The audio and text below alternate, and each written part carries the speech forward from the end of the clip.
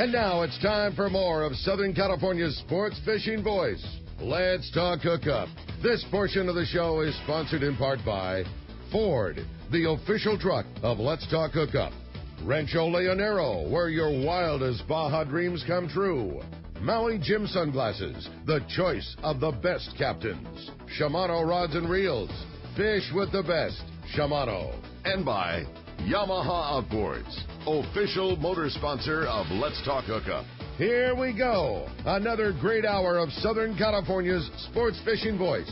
Let's Talk Hookup. Here's Pete Gray and Rock Cod Rick Mexa. Welcome back. Hour number 2. Let's Talk Hookup on the Mighty 1090. Rock Cod Rick's out of town, but Corey Sandon's right here.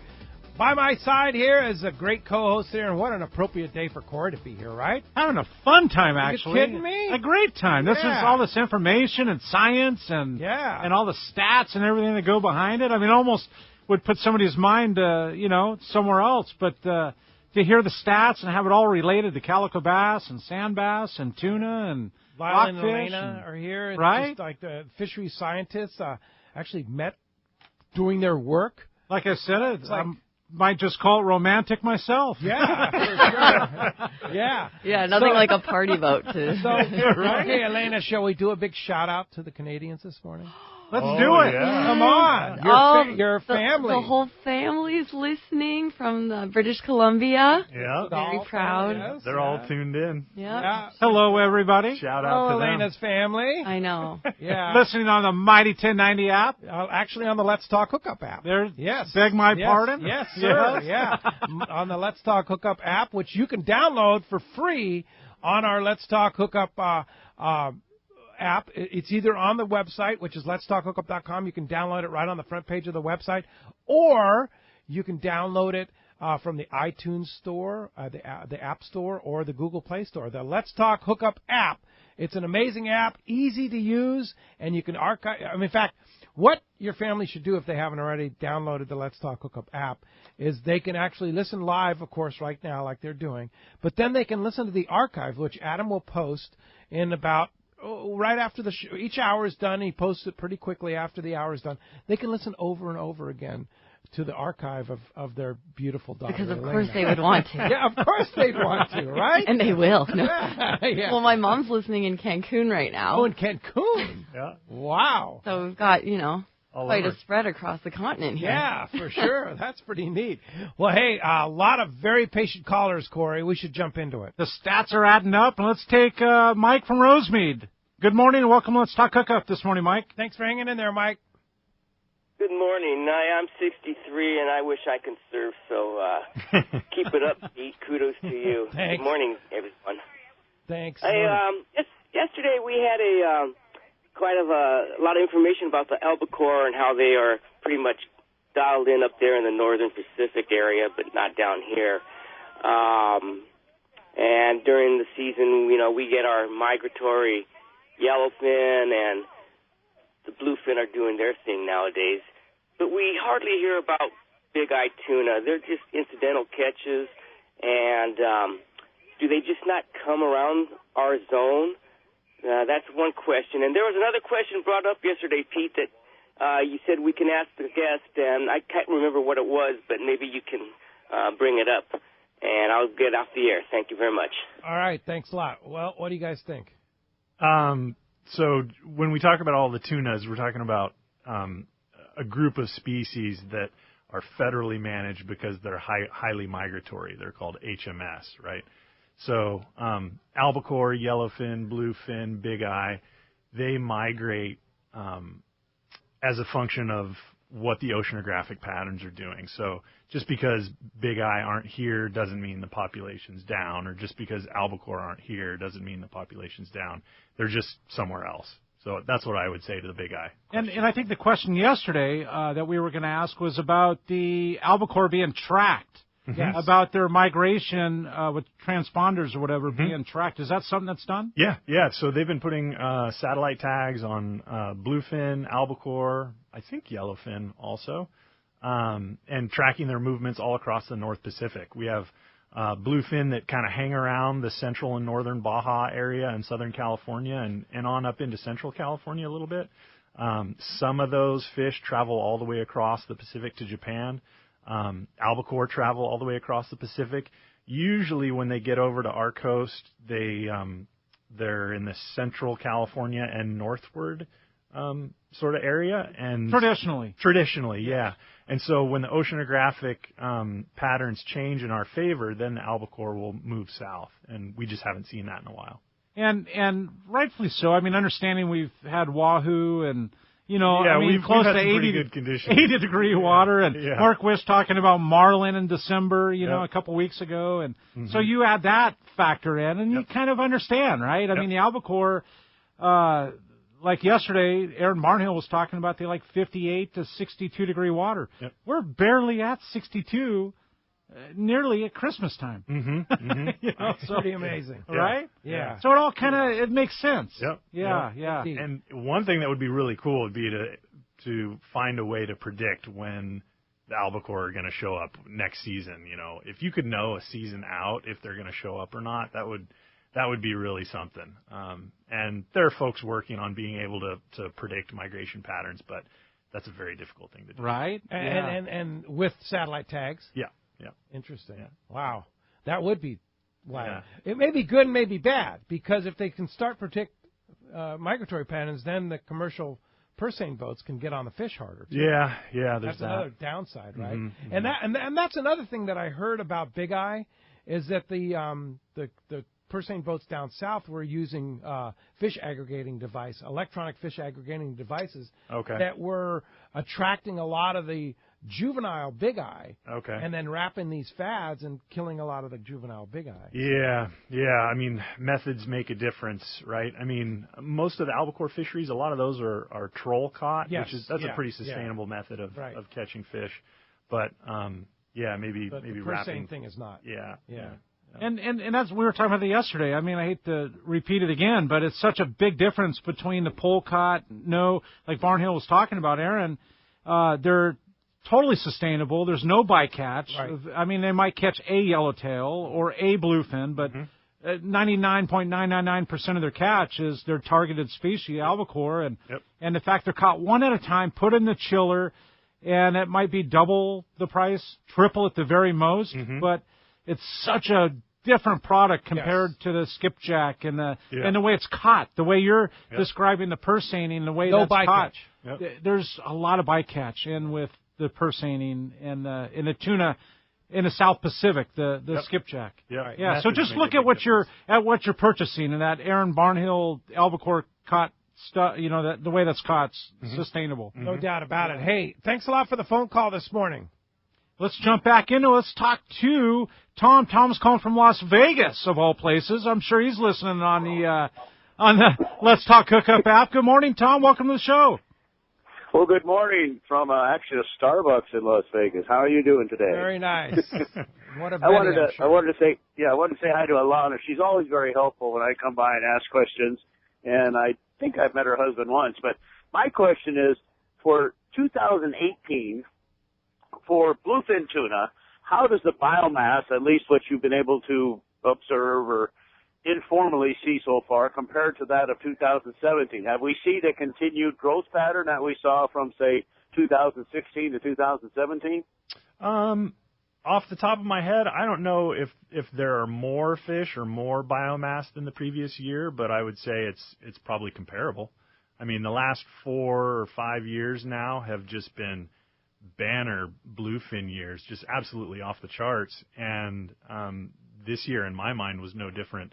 So I think bluefin locally is looking great. Has the 2-fish limit helped the stock? Are they able to say that is? Or no? Elena could probably answer this better. We have such a relatively minute impact here in this part of the world. You know, whether we're catching 10 fish or 2 fish, 2% of the entire catch for the species across the Pacific. So changes we make here, they're positive, but whether or not they're going to have a substantial impact on the health of the entire stock, that's tough to say. Because, like you mentioned earlier in the show, that entire stock is fished by other countries thousands of miles from here that we can't The same fish. Not only that we can't control, but we don't have any stat or data or anything that they're harvesting. Yeah, so most of the Pacific bluefin tuna is caught over in Asia. And then there's about 20% over between Mexico and the United States. So there's groups, international groups like the IATTC that get together, and countries come together and try and agree on catch allocation per country. That's the Inter-American Tropical Tuna Commission. Yeah. And so they meet, a few times a year, and we have so there's an American delegation. We have representation there, and that's where they determine, okay, the states get to catch, you catch this much, Japan will catch this much.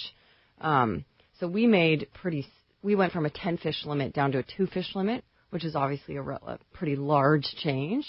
But whether or not that's having an impact in 2 years. And overall, yeah, no. Yeah. Yeah, very little. But maybe, But having us be able to catch those fish because at all keeps us having a voice. Because if we had a moratorium on the species, then we don't have a voice at the table. We can't say that the stocks are healthy or anything. Yeah, so if we put a moratorium on bluefin, we don't get a say in what happens with bluefin. Yeah, that's a good thing. Hey, thanks a lot for the phone call this morning. All right, let's find out what's going on in the world of Captain Dave Hansen. And the FishDope.com report is sponsored by Fish Pros of Fisherman's Processing in San Diego. Looking for that last-minute Christmas gift. This kind of caught me off guard yesterday, and it sounds like an awfully good one, Pete. Check out Fish Pros, a holiday rub pack. Gift boxed and ready to give. There's a 3-pack for $20, a 9-pack for $60, a $72 value. Wow, I mean, that's huge, Pete. Yeah. Oh, these gift packs are really cool, Corey, and they're easy. You can just go by Fish Pros, the market right there at Liberty Station, or you can go on their website, fishermansprocessing.com, and order online, and even they'll ship them. If you have somebody that you can't really get to before Christmas, they'll ship it for you. And they're really cool rubs. I've used a few of them. I have the Cajun, like the meat rub and the all-purpose rub, and I'll tell you, I use them on everything. And very unique gift, for sure. Yes. Captain Dave Hansen, your saltwater guide. What's going on, Dave? Hey, good morning, guys. Great show. Thanks. My dad had a little bit to do with that whole bluefin thing for quite a few years. Your dad always has, for sure. So we got a little bit of knowledge on that whole thing. But, well, like we talked about last week, we're kind of in the transition period here right now. We got a little bit of cold water coming in. Things are changing a little bit. Most people are focusing on that rockfish thing up and down the coast. Although there was some squid made, and then there was some sea bass and some yellowtail caught over at the island yesterday. So start looking for that squid, start looking for that sea bass and yellowtail, start fishing between the weather windows like we were talking about before. And then just before we went on air here, I was talking to one of my good buddies who's a deep drop swordfish guy. That's what he does for a living. And once again, that bluefin, he looked at it all day yesterday between the 9 and the 181. A lot of that 60 to 80 pound bluefin, not a single boat in sight. He was not. Okay, now wait, let's stop for a second here. Yes, sir. You created quite the controversy last week. Everybody was calling foul on your report. Okay. All right. Everybody said, there's no bluefin on the 302. But you had multiple reports of this, okay? Well, this was between the 9 and the 181 yesterday. 9 and the 181. So it's out there. And he's been there for a week fishing that swordfish, and he's been seeing the fish every single day. Now, he's not saying there's millions of them, but he's saying there's enough of them. If he had poppers on the boat, he said he would have been catching fish. Really? Okay. That's what he told me. All right, and just nobody fishing them. Nobody's out there looking. Nobody wants to burn the fuel and go look. So there you go. You know, and that bluefin tuna is absolutely, and the people that are in there with you today will tell you, it is not about warm water. That bluefin's never been a warm water fish, so I wouldn't get all nervous because the water got down into below 60s. Oh, the bluefin are gone. No, once again, what we did, just like the last few years, we ran out of people. Yeah, Everybody it got cold. Now we're shopping for Christmas. We're thinking about what we're going to get for the holidays or whatever we're doing, but we're not focusing on going offshore looking for tuna. You might get lucky and go get a Christmas bluefin, so don't put your stuff away. Go out there and look around a little bit. You don't have to drive 1,000 miles an hour. Save a little fuel between the 9 and the 181. That's not a long drive, but go look. Go out and do some rockfish fishing on the 9, and then go catch some bluefin. Absolutely. I would definitely look around but my biggest problem right now is I'm down here and having to catch 20 to 40 marlin a day, and it's really tough. Oh, down in Cabo. You still down there? Well, of course, fishdope.com has all the information. Danny and the guys do a great job. $20 off a new membership to fishdope.com using the code HOOKUPNOW, lowercase, no space. What a great Christmas gift. A gift of a full year. Somebody will remember you for a full year buying a fishdope.com gift membership, which you can do at fishdope.com. And Dave, how do we find you? Well, guys, my website's cranking along really good. We just added some new videos to it, some more of that how-to stuff. Once again, we work very closely with Jason and Ollie over there at Bloody Decks. I'm just kind of helping you guys along a little bit more, showing you, pinpointing you the techniques that work here in Southern California on a daily basis. So go to my website at yoursaltwaterguide.com. Check it out. That's also another place to get a good gift for somebody that you love that just wants a little bit more technical support. Check out yoursaltwaterguide.com, and I will talk to you guys next Sunday. All right. Thanks, Captain Dave. Enjoy Cabo, and we'll talk to you. Now, I want you, next Sunday is our Christmas Spectacular, so you better have a good contribution to the show for us, okay? You got it. You All know right, me. Buddy. All right. I'll have I'm something. sure. You might have to keep your finger on the button, though. Oh, yeah. Well, we've got the gong. Don't forget. We've got the gong. So, all right. Thanks, cool. Dave. All right. Happy holidays to you. Thanks a lot for the report this morning. Let's go ahead and jump back into those phones. Let's do it, Pete. They have been jammed up the whole show. We need to clear some out here. Let's talk to Bruce. Bruce, call from Lemon Grove. Welcome to the show, Bruce. Thanks for hanging in there, Bruce. Thank you. Had a question for scientists there about caught a 25.5-inch calico. How old was that fish, and how much do you think it weighs? Obviously, we released it. That's a big fish. That's a good one. I mean, we should just congratulate you right there. Right? A 25-inch fish. It's hard to say because the longer they get and the older they get, the more variability there is around that age estimate. But I mean, 25-inch fish has got to be over 20 years old. Yeah.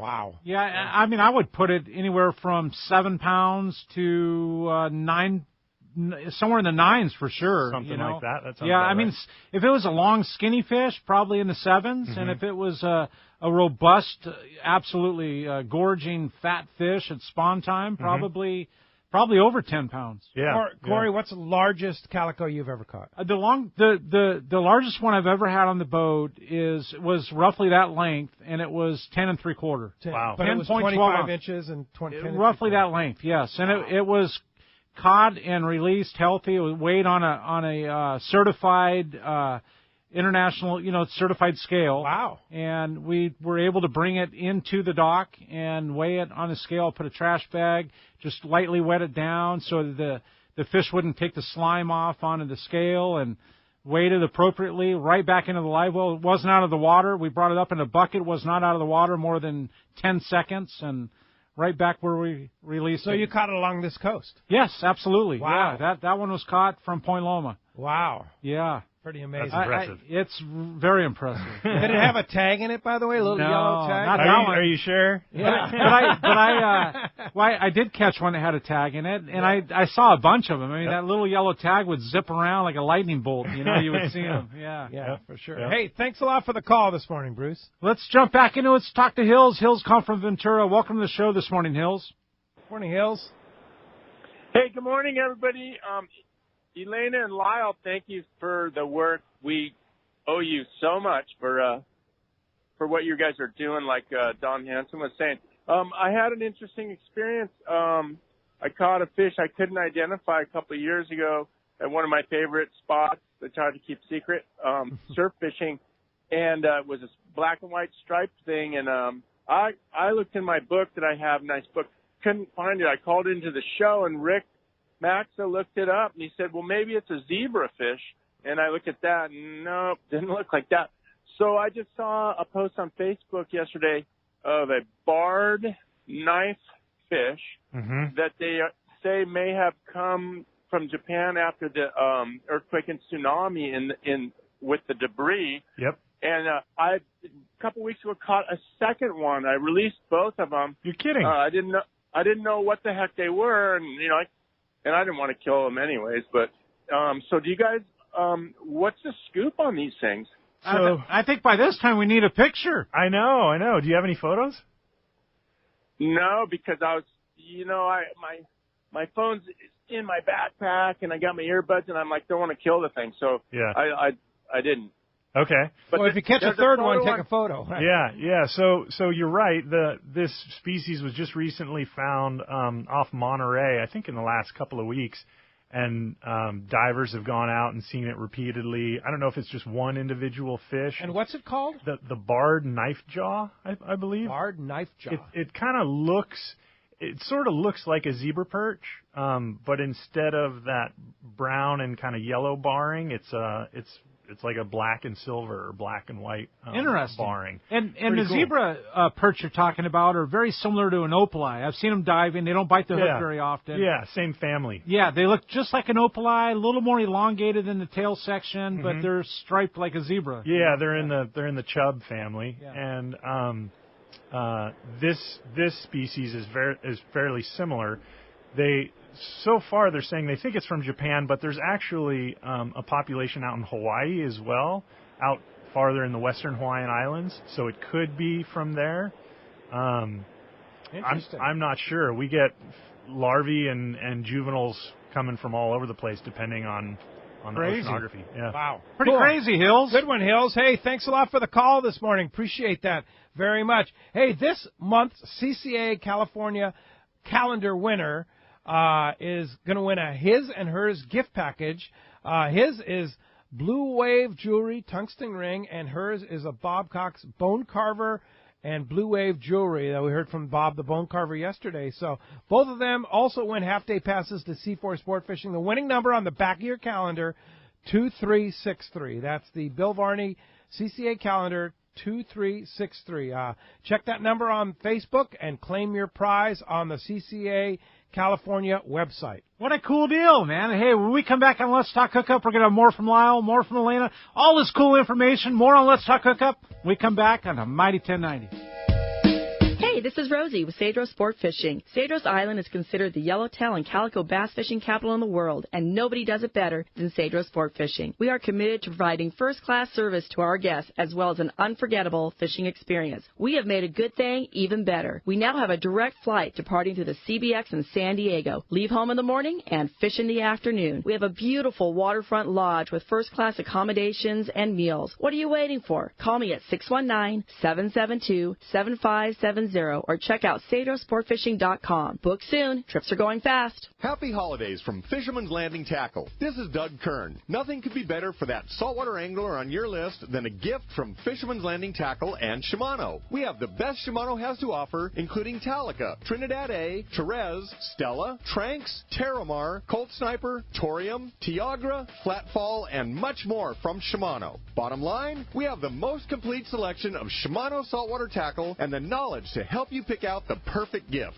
Check out our huge selection at saltwatertackle.com or come by and see us at Fisherman's Landing Tackle at Fisherman's Landing in San Diego. Fisherman's Landing is the top choice in local and long-range fishing. Hi, this is Doug Kern. Our hardworking crew is always looking for ways to improve your fishing experience. We offer the finest open party trips from 1 to 3 days, the best charter boats available, and of course, our world-renowned long-range fleet is second to none. We are proud to say Fisherman's Landing is now a full-service sport fishing operation, offering half-day trips on the Dolphin, and now, for the first time in the long history of Fisherman's Landing, we have 3/4-day open party trips on the Liberty. We built the Liberty specifically to offer a better experience. Run by veteran captain Taro Takeuchi, the 85-foot Liberty is the first open party 3/4-day boat to offer bunks for your comfort. She also has huge bait capacity and RSW fish holds to keep your catch fresh. Plus, Liberty has a big galley and 2 interior heads with showers.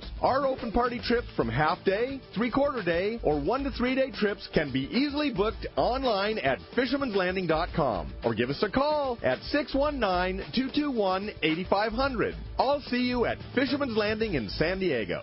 Here's John Ireland. for Rancho Leonero. Rancho Leonero was awarded the Certificate of Excellence from TripAdvisor for 4 straight years. Especially interesting, most hotels are just hotels, and most people stay in the hotel and go do their activities elsewhere. Rancho Leonero, of course, provides fishing, diving, all activities, all meals, your whole vacation. So the fact that we're so highly rated, we're very proud of it.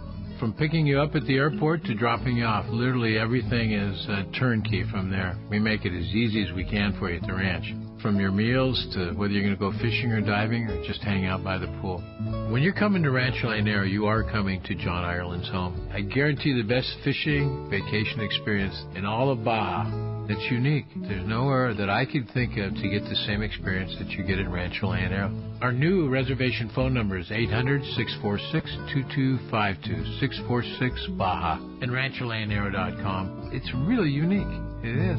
We're very proud of it. We all need to get around, but we all need something different from our vehicles. Your San Diego County Ford dealers have you covered if you're looking for a new truck this month. Plus, it's SUV season, so they have great deals for everyone. Whether it's a new EcoSport that is nimble and fun around town, or the Ford Explorer that is capable of putting a boat in the water and has seating for 7, Ford has you covered. Ford trucks and SUVs aren't just powerful and legendary. They have the latest technology that helps you seamlessly connect your smartphone and ensure you're safe on the road. Features like Pro Trailer Backup Assist on trucks are truly a game changer at the ramp, helping you back up a trailer by simply turning a knob on the dash and doing the hard work for you. So check out all the great deals during SUV season and save some money on the right gear for you. Learn more at buyfordnow.com or visit your San Diego County Ford dealers today. They'll be glad to hook you up. XEBRS 1090 AM Rosarito, Baja California. San Diego's sports leader. The home of ESPN Radio. The mighty 1090. All right, welcome back to Let's Talk Hookup, and we're having such a fun time. Indeed. I have to throw out a big happy birthday to my buddy Ron Lane from Fast Lane Kayaks today. It's his 67th birthday. This man is like a He-Man. He's my surf buddy, and he's only 67? He's my inspiration. Only 67. He's my inspiration to keep it rolling too. He calls stand-up paddle in the surf, which is what we do, the Fountain of Youth. Because I'll give you an example of Ron's. Ron surfed for 2.5 hours on Friday morning by himself. Then he calls me up in the afternoon. He says, "It's good, let's go." So we jumped on my boat, and then I surfed for another hour and a half. He surfed for another 2 hours. 67 years old. Yeah. He's a He-Man. That's wonderful. Happy birthday. That's impressive. Yeah, it's awesome. Yeah. He looks about 10 years younger, to be honest with you. Yeah, I know. Yeah. Fountain of Youth. Right? Yeah, You got to sure. jump in there and get one of Kayaks those boards. and stand-ups, for sure. Hey, happy birthday, Ron.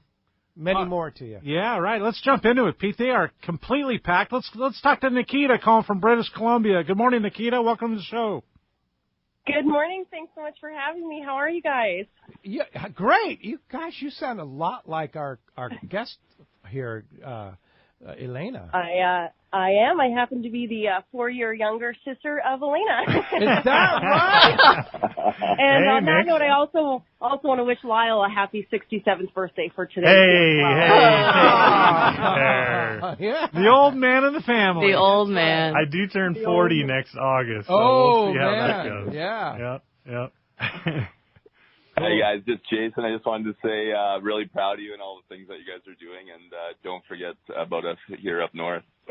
Oh, we won't. Your brother. We won't. Brother-in-law. Yep. Brother-in-law, okay. Well, thanks, guys. I'll tell you, I don't think we'll be forgetting about you too much in our 75-degree weather today in San Diego. I know. How warm is it at home right now? Oh, gosh. Probably about 45. Yeah. Oh, it's warm. They're speaking your language right now. Celsius is about 1 or 2, probably, right? We're Googling how to convert it. They came and fished down on the Premier. The Premier. They did the half day on the Premier. Oh, cool. Yeah, so they got some calicos. They're a little bit familiar with our world down here. Yep. Well, we're proud of your sister, too. She's great. Oh, thank you. Well, her family's very proud, and, we're having a great time listening. And, thanks so much for letting us say hi. We really appreciate it. All right. Thanks for listening to us from British Columbia there on the Let's Talk Hookup app. Appreciate that, Nikita. Thanks a lot for the call. Good fishing up there. I know, Yeah. right? Mm-hmm. Right? For sure. I caught lingcod off the rocks up there. Lingcod off the rocks. Yeah. Yep. Wow. Pretty cool. You know what's funny you mentioned that? You know, guys always refer to like the northern area. I mean, Northern California and above is catching lingcod in shallow. Mm-hmm. I've actually done it a number of times, like Ensenada, fishing calicos and lead heading and pitching the rocks up in 10 foot of water. Yep. And catching lingcod. You can in do the it. shallows. I was pretty awesome. Yeah, I was crazy. fishing bay bass, tackle catching rockfish and lings right off the shore. So pretty cool. I love catching lingcod. I like They it. pull so hard. Those I know. things are bad. Yeah. And they're ugly. Right? Right? Very good. Hey, let's go ahead and jump into those phones. Let's do it. Let's talk to Tom. Tom's calling from Temecula this morning. Welcome to the show, Tom. Good morning. Morning, guys. Morning, Lyall and Elena. I got a question. I read an article a while back talking about how some fish can be injured by handling them, you know, after you've caught them. And so my question is, you know, what are the fragility of some of our local fish here? I know, you know, I see TV programs and they catch marlin and they pull them up out of the water, have them over the rail there, and then they release them. But I can't help but think that, you know, there is a point where handling a fish too much out of water after you caught them and then releasing them does some damage. Sure. Yeah, generally speaking, the bigger the fish, the more susceptible it is to damage because fish are all used to being essentially weightless in water, right? So when you bring them out of the water, a really large fish has a lot more weight associated with it, right? And there's more susceptible to things like organ damage. So that's something to consider.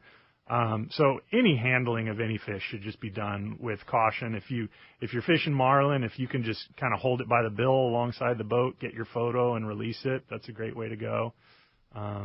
Yeah.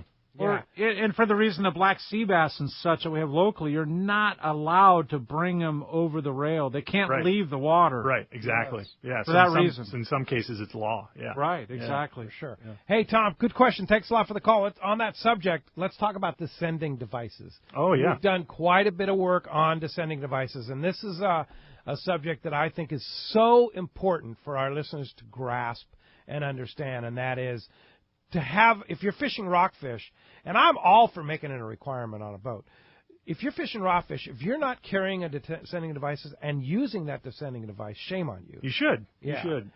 Yeah. It's the body of work around descending devices has been going on for about a decade or so. In San Diego, we started around 2012 with cowcod and boccaccio and vermilions out at the 43 Fathom Bank, and we've since done more research along the mainland coast, and we've found surprisingly high survival rates across species. Obviously, depth plays into it. The deeper the fish comes from, the more susceptible it is to barotrauma. But we're finding 70, 80, 90% survival depending on the depth and the species, which is incredible. And it's actually a really cool story because since we started the work in California, the science has spread to other regions. And Elena, you should probably so SAC has tell really where we are now. Obviously been on board with descending devices. We've distributed them in training every year to all of the party boats and made them very available, the devices. Sure. But we were salmon fishing. Lyall and I were salmon fishing for up in Tofino on Vancouver Island. And we were chatting with the guide, and he'd never heard of descending devices. So up in BC, it was 100% mortality considered for every rockfish because they had no way to get them back down. This was about 5 years ago. Yeah. So we started chatting with the guy, and he was fascinated. He said, "Oh, my gosh, this is incredible." And it was, they're invented by the industry. And I said, "Well, let me ship you some." So I shipped him a bunch, and next thing I know, I've got fishing lodges throughout BC contacting me. "Hey, I want some of these things. This is fabulous." And I want to know what it's all about. Yeah, let us know. And because they've got, we have cowcod. They got yellow eye up there. They've, Sure. highly political. And so Lyall and I were asked to come and speak at the Sport Fishing Institute of British Columbia's annual conference, which is, they're like SAC up in BC. And the Department of Fisheries and Oceans was there, and that's the federal agency up in up in Canada that manages fisheries, and since then we've gone up a few times, spoken on the science and the management and Lyall, about our successes down here. Yeah, long-term survival. Do they reproduce after? And like Lyall said, there's quite a bit of science now to back all of this, and they really grabbed hold. And since then, we just found out they're actually making it law in BC. Wow! So you're talking in just a handful of years, they went from never ever knowing what it existed. Yeah. Yeah, and the fishing community has just totally latched on. And I'm like, I think I should call Sequelizer and be like, are you curious about this uptick in sales to Canada? Yeah. So let's talk about the different types of descending devices, right? Several. Yeah. So which ones are the most effective? So we just did a study comparing all the different types of descending devices that are available on the market right now. The two favorites seem to be the rock lease and the Sequelizer. Mm-hmm. They all work. That's one of the take-home messages. Whether you're using the Shelton, which is a little upside-down barbless hook that you rig in line with your Ganyan, or the Sequelizer, which is the pricier version. I think it's about $60. Yeah, it's about $60 or $70. Mm-hmm. But it has 3 settings. You can release a fish at 50, 100, or 150 feet, and you just kind of set it and forget it. And you can keep a separate rig. I keep a heavier rig, like a 40-pound rig with a 1-pound weight to drop a rockfish down. Yeah, that's what we do. Yeah, I use the rock lease, and that works real well. Rock lease works great. Or a milk crate, A milk crate. If you have multiple, like we catch the little ones. Yep. Catch a bunch of those. You have a milk crate, and you weight the milk crate, right? Yep. On the different corners. Yep. And attach it and drop it. Yep. Release multiple at a time. Yep. The thing I like about the rock lease and the Shelton, you can send the fish all the way to the bottom regardless of the depth. Whereas the Sequelizer, you're restricted to those three depth settings. But it works flawlessly every time. Just keep it rinsed off with fresh water after you're done fishing. There's a page on the SAC website dedicated to barotrauma and descending devices, and there's the videos and the links to all the devices to purchase. Yeah. And Fish and Wildlife has and so does NOAA. This is all online. Mm-hmm. Pretty exciting. But we can go on the SAC website and look at all this. And those of us that enjoy rock fishing, this is one of the reasons why we're getting back some of the territory that we lost years ago, right? Absolutely right. Yeah. So for a long time, rockfish populations were depleted overall. And so in 2001 or 2000, the federal government declared a groundfish disaster on the West Coast. And since then, there have been a whole range of regulations that have been put in place. And that's kind of why it's so confusing now. You have the California coast split up into multiple regions, and there's different depth restrictions in different regions. So it takes a little bit of effort to get up to speed on that. But after that whole range of regulations has been put in place over the last, 18 years now, roughly, we're seeing populations rebuild, and we're using things like descending devices. So we're taking these proactive steps, many of which came from the industry, to bring back the rockfish populations, and now things are looking pretty darn good. And using those things, it's demonstrating that we care about the resource. Exactly. And the future of the resource. Exactly. Yeah, and pretty soon we're going to have it from Alaska all the way down to the Mexican border. Cool. Mm-hmm. Yeah, they're really getting on it. Like we go to Kingfisher Charters or Whalers Cove Lodge, and they're getting on descending devices. They use them. It's important for yellow eye up there. Oh, it's really important. Is it law in Alaska? Pardon me? Is it law in Alaska? I don't don't think so currently. Okay. It's law in Oregon, Washington, and BC. Okay, yeah, nothing wrong with that. Sure, absolutely. Let's go ahead and jump back in the phones. Let's do it. Let's talk to Todd. Todd's calling from San Diego. Welcome to the show this morning, Todd. Morning, guys. Hey, Todd. Thank you. I wanted to ask your guest, my son's going to school to get his biology degree. I was wondering if they could advise him as to what to do now to maybe be in their position one day. How old is your son? He's a sophomore in college. Oh, great. That's perfect time. I'm not sure. What university does he go to? What school? Right now he's back east on a lacrosse scholarship, so he's in Missouri, actually. Okay, great. But, great. But he's looking at a wildlife biologist kind of degree. Oh, fantastic. The best recommendation I would have would be to do a little bit of research into what programs his school currently offers, and then just go knock on doors and volunteer in those labs and show them that, for him to show them that he's serious about putting the time in, learning the ropes, meeting the people, and just learning the fundamentals about the science that goes into that whole field. So volunteering in labs and trying out different labs at the same time. Is that how you did it, Lyall? That's how I did it. And you, Elena? Yep. Yeah, I had a bit of a unique experience because I left Canada and came here, so I had the odds stacked against me. So if I can do it, you can do it. You mean because you're Canadian? Well, no. No. Benefit. Yeah, I was going to say that's not anything against you. But, you know, when I didn't know the community down here. Okay. Like I literally didn't know that recreational fishing was a big thing here. So, but I networked like a champ, and I got to know everybody and volunteered in a bunch of labs. Volunteered on Lyall's project. Yeah. Yeah. So I would recommend talking to the professors there and just finding any way you can get involved with the research that's going on.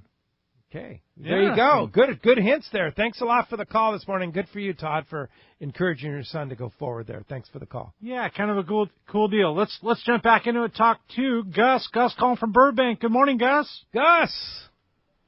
Yo, you guys. Yo, yo, yo. Merry Christmas. Merry Christmas. Yo, Gus. I'm very pleased to read the news about the rockfish. That's really great, and I'm wondering two things. We're all used to not catching any rockfish now from like December Well, January, February. 31st. January, February. Yeah, January and February, and so I'm wondering. Is that going to change in the new year? And also, do you think that there's any chance, since fishing since the fish are rebounding there, the fish population is rebounding, do you think there's going to be any chance of opening some of the fish protected areas? The marine protected areas. Great questions. For rockfish, the reason why rockfish is closed in January and February is because that's kind of the peak spawning season for rockfishes in general. So they want to keep that protection in place, I would imagine. So I don't see that opening anytime soon. I don't think there's been any real talk of it. And then the marine protected areas, most of them are so new that they're still trying to figure out how they function, how effective they are, and what design characteristics really play into the success of MPAs, meaning how much they contribute to adjacent fisheries. So the jury's still out on a lot of that. We've seen a lot of differences inside and outside of marine protected areas across a number of different metrics, but opening marine protected areas, it's still in the early stages of assessing how functional they are. So it'd be really cool to see like a catch and release, barbless hook kind of scenario. A catch and release MPA would be really cool. That's something. Wouldn't it be? Yeah, that's something I proposed back in 2010 or 2011 when the South Coast MPAs were being implemented, but I don't know why it didn't end up getting... Well, I think part of it is enforcement, too. Yeah, enforcement's a big one. Yeah, enforcement's that's a big deal, because there's nobody really to enforce that that guy really... Right. No harvest, barbless. Yeah, and then when you're in an MPA, could you have fish on board that maybe you caught from somewhere else or whatever? Yeah. Complicated. Right? Yeah. A little bit too Good complicated. question, though, Gus. Thanks a lot for the phone call this morning. Appreciate that very much. Let's try and sneak in one more quick one. Dan and Encinitas, you have a quick comment? Yeah, Corey kind of touched on it. The black sea bass, is there any plans in the future to try and kind of bring up the stock like we have with the white sea bass? Great question. Black sea bass have recovered significantly over the last 20 years. I mean, highlighted significant. Yeah. I mean, they're everywhere now. But they disappeared for a reason. They are highly susceptible to heavy fishing pressure. Even just catch and release is tricky because, as we mentioned, with descending devices, Black sea bass suffer barotrauma too, even from fairly shallow water, and it takes a little bit of effort to get them back down. And you don't want to see a 100-pound black sea bass float away, right? No. So, and they're highly susceptible to spearfishing too. And yeah, exactly. They're very curious creatures. I mean, they literally come swim up right to you. up to you. Yeah. Absolutely, right. Absolutely. So yeah, back in the 50s, people used to spear them all the time, and catch them. And, yeah. So the population has come back tremendously, but it's very sensitive. So I'm not sure how what direction they're going to go with that. Yeah. All right. Hey, good question, though. Thanks a lot for the call this morning. Really good questions. When we come back, we're going to find out who's won this full-day trip on the San Diego out of Seaforth Sport Fishing. More from Lyall, more from Elena when we come back on Let's Talk Hookup on the Mighty 1090. It's time to get excited about fishing, and Point Loma Sport Fishing has everything you'll need. They offer half-day and three-quarter-day trips daily, perfect for families and the novice or seasoned fishermen. Point Loma Sport Fishing also offers overnight to multi-day trips, targeting the best of seasonal catches. Visit their website at pointlomasportfishing.com, where you can purchase tickets online and get more information on the trips available, or call 619-223-1627. I can't wait to spend some quality time with my son fishing this year, teaching him about casting, how to choose bait, set the hook, and how to be safe on the water by always wearing a life jacket. Save the ones you love. A message from California State Parks Division of Boating and Waterways. This is Greg Stotesbury from AFCO. For more than 58 years, the American Fishing Tackle Company has been recognized as the premier manufacturer of precision-built offshore fishing tackle. AFCO continues this tradition today with an innovative technical fishing clothing line designed and built by fishermen for fishermen. From our next generation waterproof shorts like Tactical or Stealth to our new anhydrous waterproof jacket and bibs, the entire AFCO clothing line is purpose-built with the latest AFTEC fabrics and features designed to deliver for the demanding angler. To find AFCO products, go to AFCO.com and find a dealer near you. It's long-range time at the Ridge and Lower Banks. Time to get your gear. Hi, this is Doug Kern from Fisherman's Landing Tackle, the saltwater tackle professionals. Big fish need big tackle, and that's why we recommend the Shimano Talica for tuna, Trinidad for wahoo, matched with a Therese rod. Choosing the right size Talica, Trinidad, and Therese is the trick, and that's where we come in, with more experience and expertise on long-range fishing than anyone. Fisherman's Landing Tackle has the Shimano gear for your long-range trip.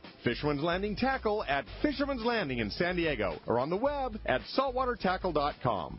Cast Tours is a family-owned and operated travel company that specializes in taking you to great fishing destinations. They take pride in providing the best and most affordable vacation packages available. For over 20 years, Cast Tours has been creating unique sport fishing and vacation trips. Whether it's a fishing trip, a family vacation, or an adventure, they will provide you the service and value you deserve. Call Cast Tours at 800-593-6510 or check casttours.com.